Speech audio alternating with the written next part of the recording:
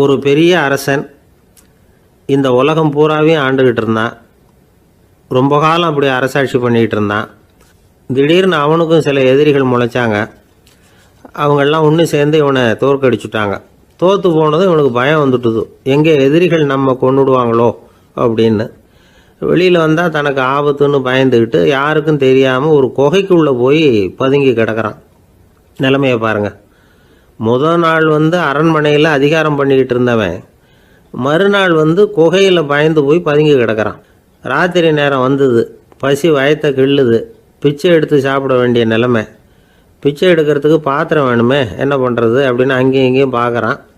ஒரு மூலையில் யாரோ விட்டுட்டு போன ஒரு ஓடு கிடக்குது. அதை எடுத்துக்கிட்டு புறப்பட்டான். இருட்டில் வழி புரியல. ஏதோ ஒரு யூகத்தில் காலை மெதுவாக எடுத்து வச்சு நடந்து போயிட்டுருக்கிறான். வழியில் ஒரு கருப்பு நாய் படுத்து கிடந்தது. இருட்டில் அவன் இது கண்ணுக்கு சரியாக தெரியல. அவனுக்கு தவறி போய் காலை வச்சுட்டான். அது மேலே நாய் சும்மா இருக்குமா, வள்ளுன்னு விழுந்து கடிச்சு விட்டுது. காலை பார்க்குறான், காலத்தையும் நினச்சி பார்க்குறான். அரண்மனையில் வீரக்கழல் அணிந்த காலை உடைய மன்னா அப்படின்னு புகழ்வாங்களே புலவர்கள்லாம். ஆனால் அது இன்றைக்கி நாய் கடித்த காலம் ஆகிட்டுதே அப்படின்னு நினைக்கிறான்.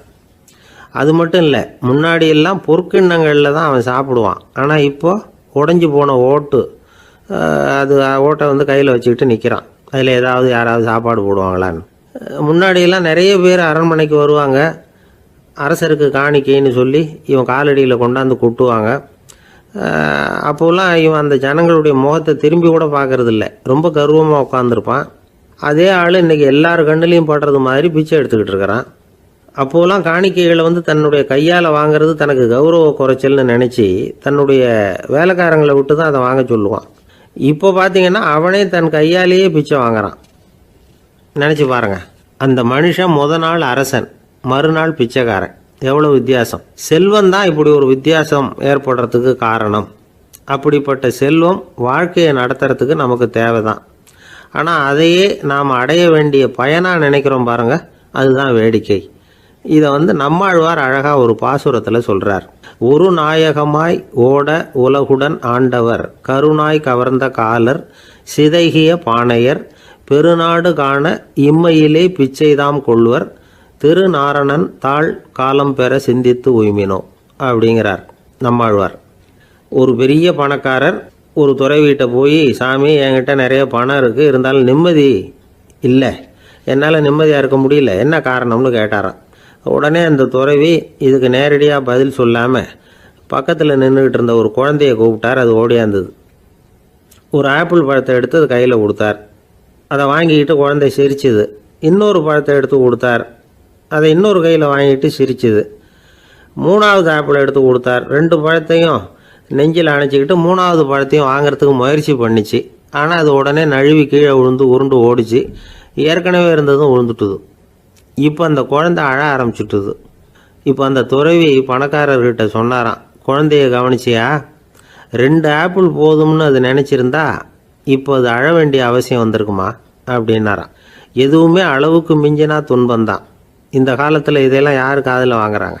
ஒருத்தனை நல்ல வழிக்கு கொண்டு வரணும்னு நினச்சி அவனை கூப்பிட்டு உட்கார வச்சு இந்த கதையை சொல்லிகிட்டு இருந்தாங்க. சொல்லிவிட்டு அந்த குழந்தை செஞ்சது தப்பு தானே அப்படின்னு கேட்டிருக்கிறாங்க. ஆமாம், தப்பு தான், நானாக இருந்தால் அப்படி செஞ்சுருக்க மாட்டேன் நானா இவன். 2 பழமே போதும்னு சொல்லியிருப்பியா அப்படின்னு கேட்டிருக்காங்க. அப்படி இல்லைங்க, அவர் கொடுக்க கொடுக்க ஒவ்வொரு பழமாக வாங்கி பின்னாடி வச்சுட்டு மறுபடியும் கையை நீட்டுவேன் அப்படிங்கிறானா. இவெல்லாம் எந்த காலத்தில் திருந்துறது? ஒரு வயசான பாட்டியின் தாத்தாவும் ஒரு பூங்காவில் உட்காந்து பேசிக்கிட்டு இருக்கிறாங்க. அவங்களுக்கு கல்யாணம் ஆகி 53 வருஷம் ஆச்சு. பிள்ளைங்கள்லாம் படித்து பெரிய பெரிய வேலையில் இருக்கிறாங்க. பேரன் பேத்திகளும் நல்ல நிலைமையில் இருக்கிறாங்க. இந்த தாத்தாவும் பாட்டியும் சிரித்து பேசிக்கிட்டு இருந்ததை ஒரு பெரியவர் பார்த்தார். அவருக்கு ஆச்சரியமாக இருந்தது. இந்த வயசுலேயும் இவ்வளவு அந்யோன்யமாக இவங்க பேசிக்கிட்டு இருக்கிறாங்களே அப்படின்னு நினச்சார். சரி, நேரிலேயே கேட்டுருவோமே அப்படின்னு நினச்சிக்கிட்டு கிட்ட போனார். உங்கள் மன வாழ்க்கையின் வெற்றிக்கான ரகசியம் என்ன அப்படின்னு கேட்டார். இதை கேட்டதும் அந்த தாத்தா சிரிச்சுக்கிட்டே பாட்டியை பார்த்தாராம். அதுக்கப்புறம் சொன்னாராம், நான் இந்த அம்மாவை கல்யாணம் பண்ணிக்கிட்டதுக்கும் எங்களுடைய இல்வாழ்க்கை இவ்வளவு நாளாக பலம் குறையாமல் மகிழ்ச்சியாக இருக்கிறதுக்கும் காரணம் ஒன்று தான். அது என்ன காரணம்னா, எங்களுக்கு இடையில பொதுவாக நிறைய குறைகள் உண்டு, அதுதான் காரணம் அப்படின்னாராம். அவர் சொல்கிறது சரிதான். அப்படிங்கிறது மாதிரியே அந்த பாட்டியும் அவரை நிமிர்ந்து பார்த்தாங்களாம். இந்த பெரியவர் மறுபடியும் அந்த பாட்டியை பார்த்து அதே கேள்வியை கேட்டிருக்கார். உங்களுடைய நீண்டகால மன வாழ்க்கைக்கு கிடைச்ச வெற்றி எதனாலேன்னு சொல்ல முடியுமா அப்படின்னு கேட்டாராம். அவங்களும் சிரிச்சுக்கிட்டே பதில் சொன்னாங்களாம். என்ன பதில் தெரியுமா? சில பேரை நாம குறிப்பிட்ட பண்புகளுக்காக நேசிக்கிறோம், வேற சிலரை நாம் அந்த பண்புகள் இல்லாத குறைகளுக்காகவே விரும்பி பழகிறோம் இல்லையா அப்படின்னு கேட்டுவிட்டு தலையை குனிஞ்சுக்கிட்டாங்களாம் அந்த பாட்டியம்மா. அவங்க அப்படி சொன்னதை கேட்டதும் இவருக்கு புதுசா ஞானம் பிறந்தது மாதிரி இருந்துதான். இதுதான் மனம் நிறைந்த மன வாழ்க்கை அப்படிங்கிறார் சுவாமி சின்மயானந்தர். பண்புகளை எப்படி நேசிக்க முடியுதோ அதே மாதிரி பண்புகள் இல்லாத குறைகளையும் நேசிக்க முடியும். மனசுதான் காரணம். ஒரு மேல்நாட்டு தம்பதி, அவங்களும் தாத்தா பாட்டி தான். அவங்க 2 பேரும் ஒரு பூங்காவில் உட்காந்து சிரிச்சு பேசிக்கிட்டு இருக்கிறாங்க. அதை ஒருத்தர் பார்த்தார். அவருக்கு ஆச்சரியம், இவ்வளவு காலம் ஆகி இந்த வயசுலயும் இப்படி அன்பா பேசிக்கிட்டு இருக்கிறாங்களே அப்படிங்கிற ஆச்சரியம். கிட்ட நெருங்கி போனாரு. கேட்டார், ஏன் தாத்தா உங்களுக்கு கல்யாணம் ஆகி எவ்வளவு வருஷம் ஆச்சுன்னார். 55 வருஷம் ஆச்சுன்னாராம் அவரு. இன்னமும் இவ்வளவு சந்தோஷமா இருக்கிறீங்களே, அதுக்கு என்ன காரணம்னு கேட்டிருக்கார். அதுக்கு என்ன காரணம்னா, இது வரைக்கும் எங்களுக்குள்ள சண்டையே வந்ததில்லை அப்படின்னாராம். அது எப்படி முடியும்னு கேட்டிருக்கார் இவர் ஆச்சரியமா.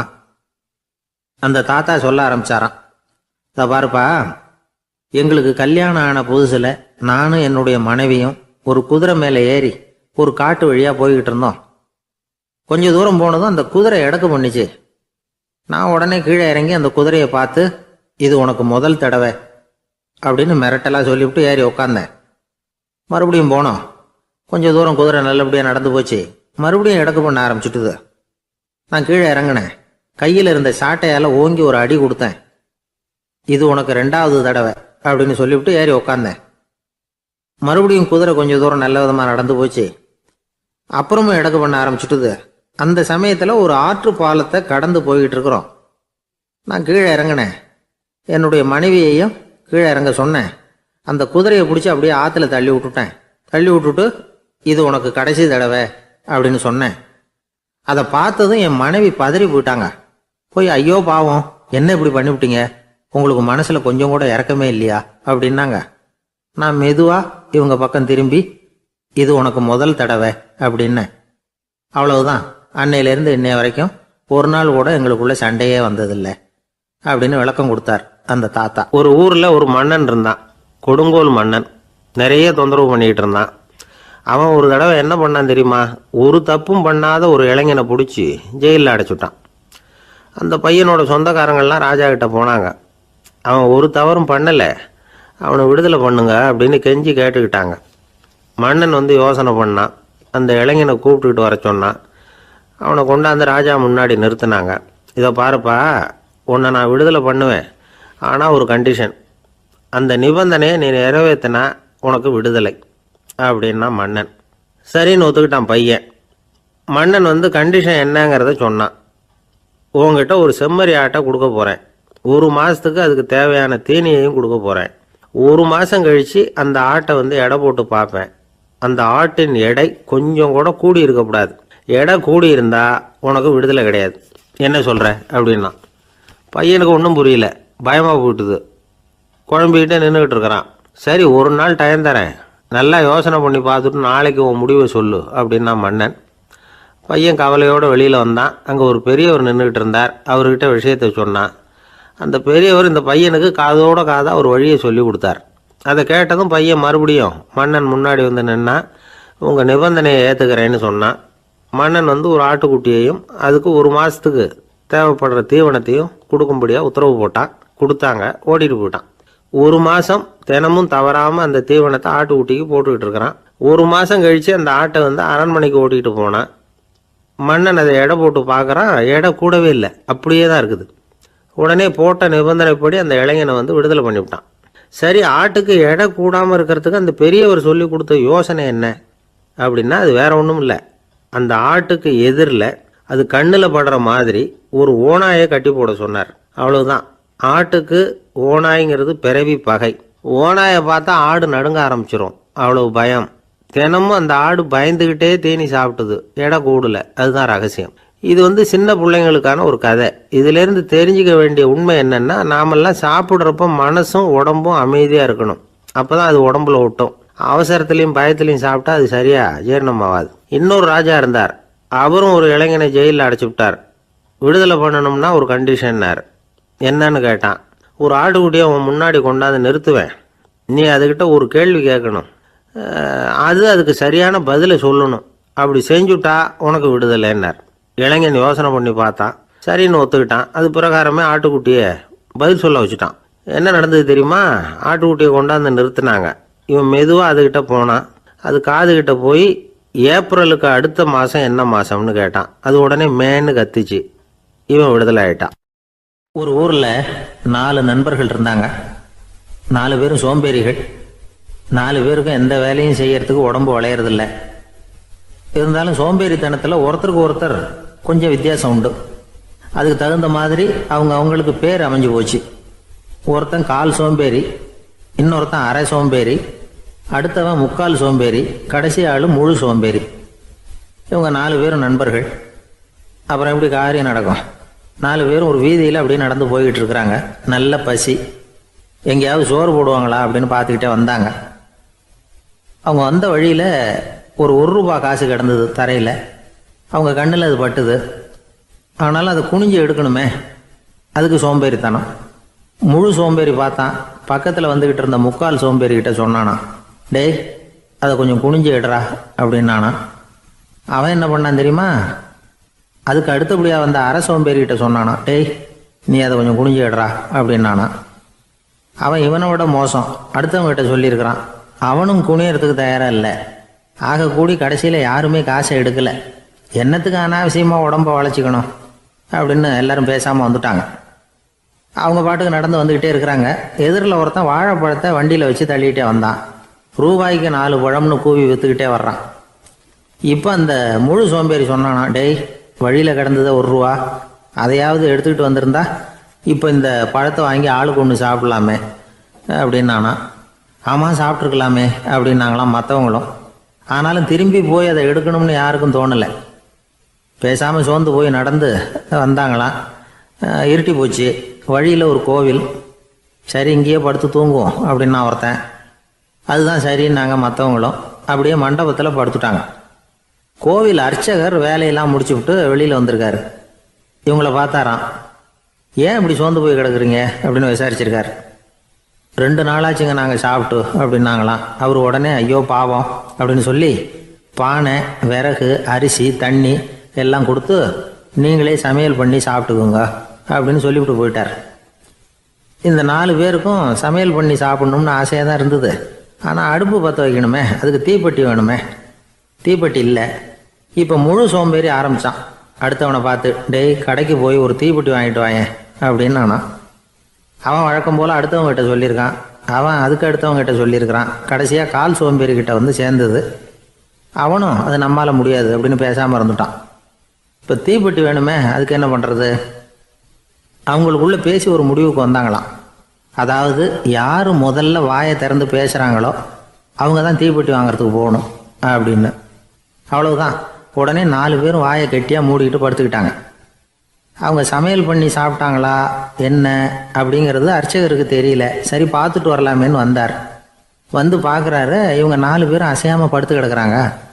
அர்ச்சகர் பயந்துட்டார். ஒருவேளை பசி தாங்காமல் செத்து போட்டாங்களோ அப்படிங்கிற பயம், அல்லது நாம் கொடுத்த உணவுப் பொருளில் ஏதாவது விஷம் கலந்துருக்குமோ அப்படின்னும் பயந்தார்.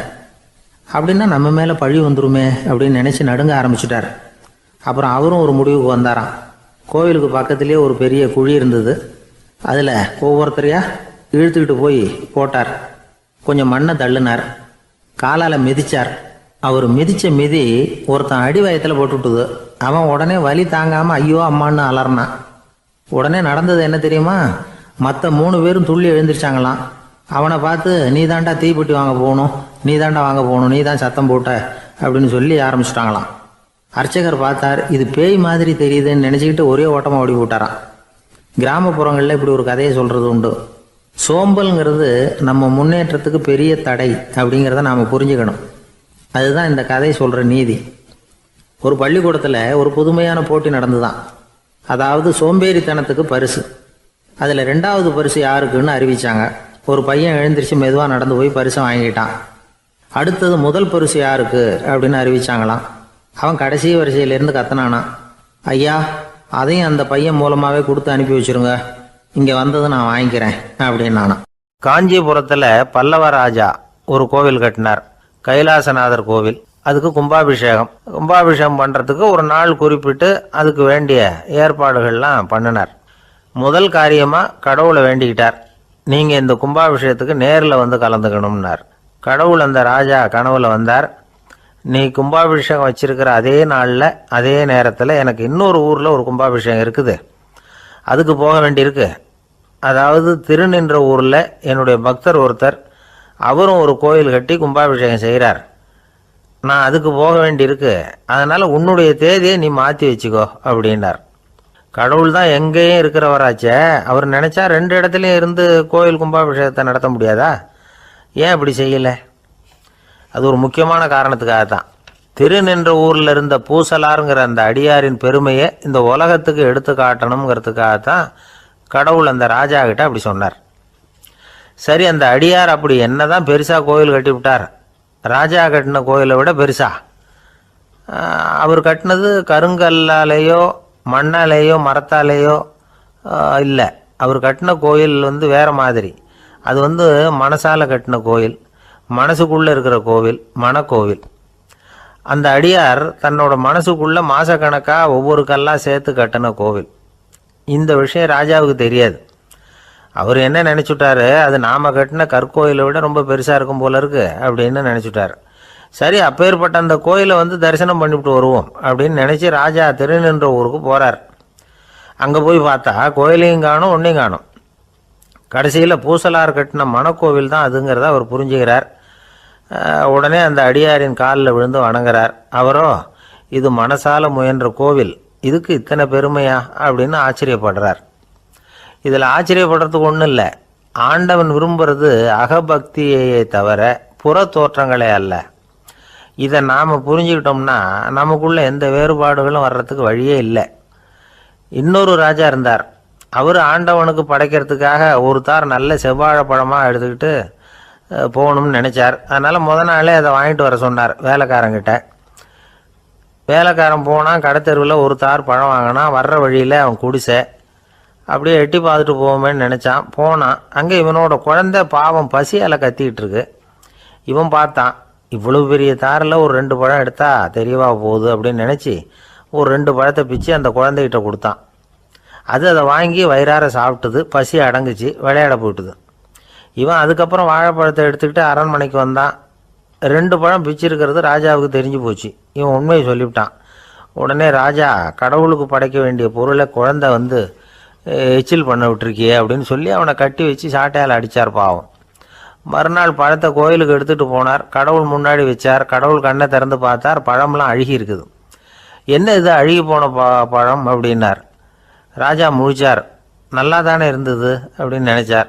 அப்போ கடவுள் அந்த ராஜா கிட்ட சொன்னாராம், இதை பார்ப்பா, இந்த தாரில் 2 பழம் தான் நல்ல பழம், அந்த 2 பழங்களையும் நேற்றுக்கே நான் சாப்பிட்டுட்டேன் அப்படின்னாராம். அப்போ தான் ராஜாவுக்கு புரிஞ்சுது, ஏழை குழந்தையின் பசியை தீர்க்கறதுக்காக உதவுன அந்த 2 பழம்தான் இறைவன் சாப்பிட்ட பழம்னு. இறைவன் இருக்கிற இடம் எது? இதுதான். ஒரு ஊரில் ஒரு ஆள் இருந்தான், தையல் கடை வச்சுருந்தான். அவங்கிட்ட ஒருத்தன் ஒரு சட்டை துணி எடுத்து கொடுத்து தைக்க சொல்லியிருந்தான். வர்ற சனிக்கிழமை வா, வாங்கிட்டு போ அப்படின்னு அவன் சொல்லியிருந்தான். அதே மாதிரி இவன் வந்தான். அவன் தச்சு வச்சிருந்த சட்டையை கொடுத்தான். இவன் வாங்கி அங்கேயே போட்டு பார்த்தான். கை நீளம் ஒன்றுக்கு ஒன்று வித்தியாசமாக இருந்தது. வலது கை இடது பக்கத்தை விட நீளம் குறைச்சலாக இருந்தது. அவன் முணுமுணுக்க ஆரம்பிச்சுட்டான், என்ன இது இப்படி தைச்சுட்டியேன்னு.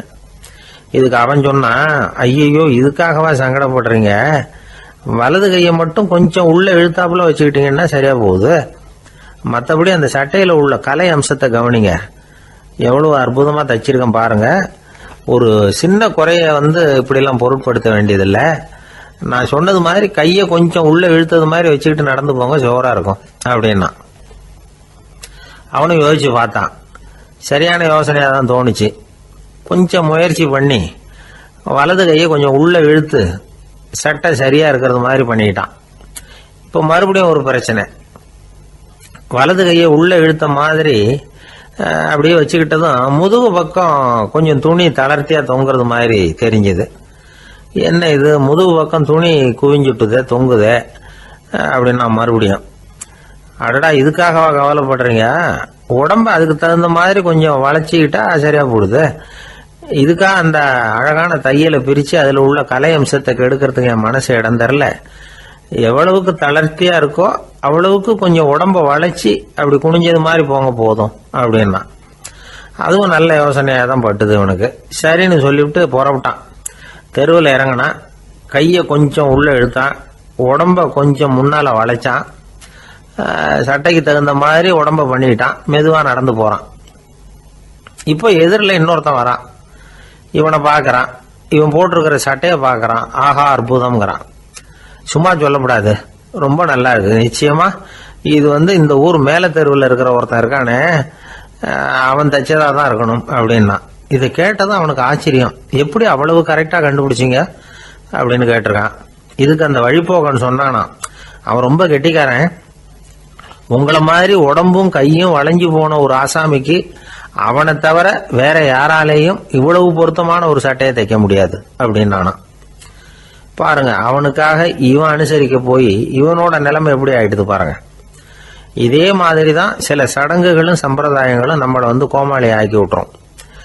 எதுவாக இருந்தாலும் அதில் அறிவுபூர்வமான அணுகுமுறை அவசியம். ஒரு நர்ஸ் அவசரமாக ஓடி டாக்டர் கிட்ட சொல்லிச்சான், டாக்டர் ஒரு தப்பு நடந்து போச்சு, 10ஆம் நம்பர் பெட்டில் இருக்கிற பேஷண்ட்டுக்கு காலில் ஆப்ரேஷன் பண்ணுறதுக்கு பதிலாக கையில் ஆப்ரேஷன் பண்ணி விட்டீங்க. கை ஆப்ரேஷன் பண்ணிக்க வேண்டிய ஆள் 7ஆம் நம்பர் பெட்டில் இருக்கார் அப்படின்னு தான். அதுக்கு ஒரு பதட்டப்படாமல் சொன்னாராம், பரவாயில்ல இவரை தூக்கி 7ஆம் நம்பர் பெட்டில் போட்டுரு அப்படின்னாராம்.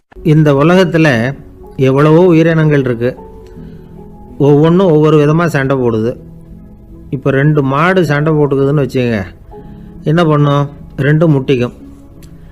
அதுக்கு சண்டை போடுறதுக்கு ஆயுதமாக உபயோகப்படுறது அதோட கொம்பு. 2 சேவல் சண்டை போட்டுக்குதுன்னு வச்சுங்க, அதுக்கு ஆயுதமாக உபயோகப்படுறது அதோட கால் நகம். காலால் தான் அது ஒன்றோட ஒன்று சண்டை போட்டுக்கும். ஆனால் 2 மனுஷன் சண்டை போட்டுக்கிறான்னு வச்சுங்க, இவன் இன்னதை தான் ஆயுதமாக உபயோகப்படுத்துவான்னு குறிப்பிட்டு சொல்ல முடியாது. கல்லை எடுப்பான், கத்தி எடுப்பான், துப்பாக்கி எடுப்பான், என்ன வேணாலும் பண்ணுவான். வாயால் திட்டுவான், கையால் அடிப்பான், காலால் உதைப்பான், சகலகலா வல்லவன். விலங்குகள்லாம் பொதுவாக வாயை சாப்பிட்றதுக்கு மட்டும்தான் உபயோகப்படுத்துது. ஆனால் இவனுக்கு சாப்பிட்றதுக்கும் அதுதான், சாப்பிட்டு விட்டு திட்டுறதுக்கும் அதுதான். ஆனால் ஒரு விஷயத்தில் மட்டும் கெட்டிக்கிறேன். அதாவது நாம் சண்டை போட்டுக்கிட்டாலும் பரவாயில்லை, கோழிகள் சண்டை போடாமல் இருக்கணும் அப்படின்னு ஆசைப்படுறான். எதுக்காக? கோழிகள் சண்டை போடாமல் இருந்தால் நிறைய முட்டைகள் போடுமா, அதுக்காக தான் இந்த அக்கறை. கோழி பண்ணை வச்சிருக்கிறவங்களுக்கு இது ஒரு பெரிய பிரச்சனை. அதாவது பண்ணையில் இருக்கிற கோழிகளுக்குள்ளே அடிக்கடி சண்டை வந்துடும், அதனால் முட்டை உற்பத்தி குறைஞ்சிரும். சரி, இதுக்கு என்ன பண்ணுறது? பண்ணையில் போய் உட்காந்துக்கிட்டு தினமும் பஞ்சாயத்து பேசிகிட்டு இருக்க முடியுமா? அமெரிக்காவில் கோழி பண்ணை வச்சிருக்கிற ஒருத்தர் இதை பற்றி யோசனை பண்ணி பார்த்தாராம். ஒரு வழியையும் கண்டுபிடிச்சிருக்கார். கோழிக்கெல்லாம் மூக்கு கண்ணாடி மாட்டி விட்டுட்டோம்னா அது சண்டை போடுற குணம் குறைஞ்சிரும், முட்டை அதிகமாகிடும். அந்த கண்ணாடியில் உள்ள லென்ஸு சிவப்பு நிறத்தில் இருக்கணும், அவ்வளவுதான் அப்படின்னு அவர் கண்டுபிடிச்சாராம். இது ஏற்கனவே நடைமுறையில் கண்டுபிடிக்கப்பட்ட ஒரு விஷயம். ஆனால் எல்லா கோழிக்கும் சிவப்பு மூக்கு கண்ணாடி எப்படி மாட்டி விடுறது? அப்படியே மாட்டி விட்டாலும் அது நழுவாமல் இருக்கணுமே. இப்போ நாமெல்லாம் நடு வரலால் மூக்கு கண்ணாடி நடுவில் தொட்டு அப்படி ஸ்டைலாக சரி பண்ணிக்கிறோம், அது மாதிரி கோழி எப்படி சரி பண்ணிக்கும்? இதுதான் பிரச்சனை.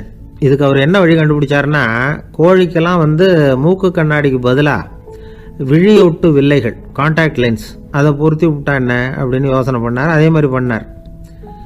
அதே மாதிரி செஞ்சு பார்த்தார், வெற்றி. அதுக்கப்புறம் கோழியெல்லாம் சண்டை போட்டுக்கலையாம், சமாதான பிரியர்கள் ஆகிட்டு தான். கோழிகளுக்கு இயல்பாகவே சண்டை போடுற குணம் உண்டு. ஆனால் அதோட கண்ணுக்கு பார்க்குற பொருள்லாம் ரோஜா நிறத்துலையோ அல்லது இன்னும் சொல்ல போனால் அழுத்தமான சிவப்பு நிறத்துலையோ தெரிஞ்சதுன்னா சண்டை போடுற குணம் குறைஞ்சிருதான். அந்த சமயத்தில் அது அதிகமாகவும் முட்டையிட ஆரம்பிச்சுடுதான். அதே நேரத்தில் இறை எடுக்கிறத கூட குறைச்சிக்குதான். இது ஏன் இப்படி பண்ணுதுங்கிறது விஞ்ஞானிகளுக்கு இன்னமும் புரியலையா. எப்படியோ அமெரிக்க கோழிகள்லாம் கான்டாக்ட் லென்ஸ் பொருத்திக்க ஆரம்பித்தாச்சு. கோழி கழுத்தை பிடிச்சிக்கிட்டு ஒரு சில வினாடிகளில் அதை பொருத்தி போடுறாங்களாம். கோழியோட ஆயுள் பூரா அது அப்படியே இருக்குமா. பண்ணையில் முட்டை உற்பத்தி குறைஞ்சா இது மாதிரி விஞ்ஞானபூர்வமாக பரிகாரம் தேடுறது தான் நல்லது. நமக்கு வேண்டியப்பட்ட ஒருத்தர் அவர் ஒரு கோழி பண்ணை வச்சுருந்தார். அந்த பண்ணையில் பாதி கோழி திடீர்னு செத்து போச்சு. உடனே ஒரு கால்நடை மருத்துவர்கிட்ட போக வேண்டியது தானே. அங்கே போகல. உள்ளூரில் மந்திரம் பண்ணிகிட்டு இருந்த ஒரு சாமியார்கிட்ட போனார். அவர் காலில் விழுந்தார். சாமி, என் பண்ணையில் பாதி கோழி செத்து போட்டுதுன்னார். சாமியார் யோசனை பண்ணார். சரி, பண்ணையில் வாசப்படி கிழக்கு பக்கமாக வச்சுருக்கியா மேற்கு பக்கமாக வச்சுருக்கியான்னு கேட்டார். கிழக்கு பக்கமாக இருக்குன்னார் அவர். அதுதான் தப்பு, மேற்கு பக்கமாக அதை மாற்று சரியாக போடும்னாராம். அதே போல் இவர் போய் மாற்றிவிட்டார். அப்பவும் பாதி செத்து போச்சு. மறுபடியும் வந்து சொன்னார், சாமி மறுபடியும் பாதி கோழி செத்து போட்டுதேன்னார். சரி, கூரை எப்படி போட்டிருக்க, ஓடு போட்டிருக்கியா இல்லை கீத்து போட்டிருக்கியான்னார். ஓடு போட்டிருக்கேன்னாராம் அவர். அதுதான் தப்பு, அதை கீத்து போட்டுரும் சரியாக போடும்னாராம். சரின்னு போய் அதையும் மாற்றி பார்த்தார். மறுபடியும் போயிட்டுது, கோழி செத்து போச்சு. வந்தார். மறுபடியும் பாதி செத்து போச்சு சாமின்னு வந்தார். இவரும் யோசனையை மாற்றி மாற்றி சொல்லிகிட்டே இருக்கிறார். இப்படி அவரும் மாற்றி மாற்றி பார்த்தார். 6வது தடவையாக அவரை தேடிட்டு வந்தார். அந்த சமயத்தில் இவர் ரொம்ப தீவிரமாக யோசனை பண்ணி பார்த்துட்டு, அது சரிப்பா, நீ என்கிட்ட சளைக்காமல் வந்துக்கிட்டு இருக்கிற, நானும் யோசனை சொல்லிகிட்டு இருக்கேன்.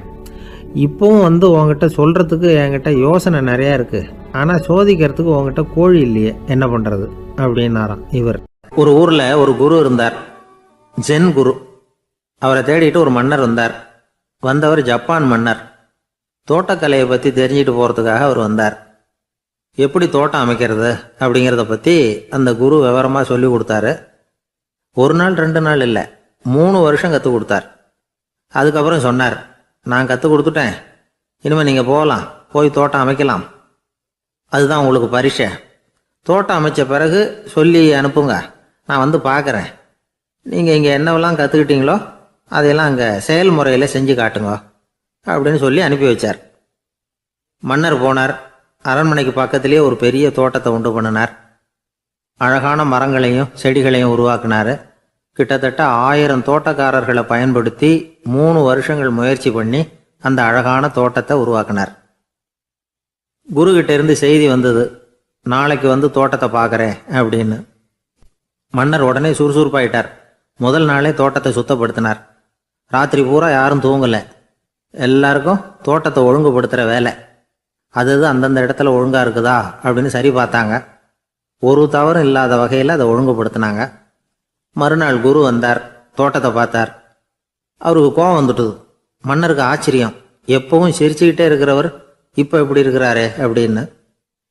மெதுவாக குருக்கிட்ட போய், எல்லாம் சரியாக தானே இருக்குது அப்படின்னார். எல்லாம் சரிதான், ஆனாலும் எங்கே அந்த பொன்னிற காற்று அப்படின்னார். உதிர்ந்த இலைகள், பொன் மஞ்சள் நிற இலைகள் காற்றில் அப்படி புரண்டு ஓடுவதை நான் பார்க்க முடியவில்லையே அப்படின்னாராம். அது இல்லாமல் இந்த தோட்டம் உயிரோட்டம் உள்ளதாக இருக்காது. இதில் பாடல் இல்லை, ஆடல் இல்லை, அதெல்லாம் இல்லாமல் இந்த தோட்டம் ரொம்பவும் செயற்கையாக தெரியுதேன்னாராம். மன்னர் இப்போதான் யோசனை பண்ணார். கீழே கிடந்த காஞ்சி போன இலைகள் மட்டும் இல்லை, மரத்தில் இருந்த காஞ்சி போன இலைகளையும் அப்புறப்படுத்தி சுத்தமாக வச்சிருக்கிறார். இறப்பும் வாழ்க்கையினுடைய ஒரு பகுதி தான். மரணம்ங்கிறது வாழ்க்கைக்கு எதிரானது அல்ல, அதை நிரப்பும் ஒரு பகுதி தான் அது. மரணம் இல்லையில் வாழ்க்கையே இல்லை அப்படிங்கிறது பெரியவங்க கருத்து. இப்போ அந்த தோட்டம் அழகாக தான் இருக்குது, இருந்தாலும் அது ஒரு ஓவியம் மாதிரி உயிர் இல்லாமல் இருக்கு. குரு ஒரு வாளியை கையில் எடுத்துக்கிட்டார். தோட்டத்தை விட்டு வெளியில் போனார். ஏற்கனவே வீசி எறிந்த அந்த சருகுகளை எல்லாம் அள்ளி கொண்டுகிட்டு வந்தார். உள்ள எல்லா இடங்கள்லையும் அதை வீசினார். உடனே காற்று அந்த காய்ந்த சருகுகளையும் பழுத்த இலைகளையும் அசைக்க ஆரம்பிச்சுட்டுது. இப்போ அங்கே சலசல சத்தம், சங்கீதம், இலைகளின் நடனம். ஓவியம் மாதிரி இருந்த அந்த தோட்டத்துக்கு இப்போ உயிர் வந்துட்டுது. இதுதான் அந்த பொன்னான காற்று அப்படின்னாராம் குரு. மன்னருக்கு புரிஞ்சுது. மிகப்பெரிய ஜென் கேள்வி ஒன்று உண்டு. உம்மான் அப்படிங்கிற ஒரு பெரிய குருவை பார்த்து துறவி ஒருத்தர் கேட்டாராம், இலைகள் எல்லாம் கீழே விழுந்து மரங்கள் மொட்டையாக இருக்கும் பொழுது என்ன நடக்கும்? இதுதான் கேள்வி. இதுக்கு உம்மான் சொன்ன பதில் பொன்னான காற்று, தி கோல்டன் விண்ட் அப்படின்னாராம். இதுக்கு என்ன விளக்கம்னா, உன்னுடைய எண்ணங்கள் எல்லாம் உன்னுடைய மனசிலிருந்து கீழே விழுந்து உனது உள்ளுணர்வானது மொட்டையாக நிற்கும் நிலைதான் அது. உனது வேர்களின் அருகில் காற்று வீசுகிறது. எல்லா எண்ணங்களும் உன்னிலிருந்து வெகு தூரத்துக்கு புரண்டு கொண்டே சென்று விடுகிறது. நீ அவற்றை கடந்து விட்டால் நீ அவைகளுக்கெல்லாம் மேலெழுந்து கீழே பார்ப்பவனைப் போல நிற்க ஆரம்பித்து விடுவாய். அதுதான் தியானம் என்பது அப்படின்னு சொல்றாங்க. தியானம்ங்கிறது எண்ணத்துக்கு எதிரானதில்லை. தியானம்ங்கிறது எண்ணங்களை கடந்து செல்வது தான். அதுக்கப்புறம் நாம பொன்னிற காற்றுல ஆட ஆரம்பிச்சிருவோம். இதுதான் பெரியவர்கள் சொல்கிறது. என்கிட்ட ஒருத்தர் வந்து தோட்டம் அமைக்கணும்னு யோசனை கேட்டு வந்தார். எல்லாம் சொல்லி கொடுத்தேன். செடிகள்லாம் செழிப்பாக வளரணும்னா வேர் காயாமல் பார்த்துக்குங்கோ, தினமும் தண்ணி விடுங்கோ அப்படின்னு சொல்லி அனுப்பி வச்சேன். 1 மாதம் கழிச்சு அவர் தோட்டத்தை பார்க்கறதுக்காக போனேன். போய் பார்த்தா எல்லா செடியும் வாடி கிடக்குது. என்னங்க இப்படி பண்ணிவிட்டீங்கன்னு. நீங்கள் சொன்னபடி தான் செஞ்சேன்னார். என்ன செஞ்சீங்கன்னு கேட்டேன். வேர் காயாமல் பார்த்துக்க சொன்னீங்க, தினமும் ஒரு தடவை எல்லா செடியையும் ஒவ்வொன்றா பிடுங்கி பார்த்து வேர் காயாமல் இருக்கா அப்படின்னு பார்த்துட்டு அதுக்கு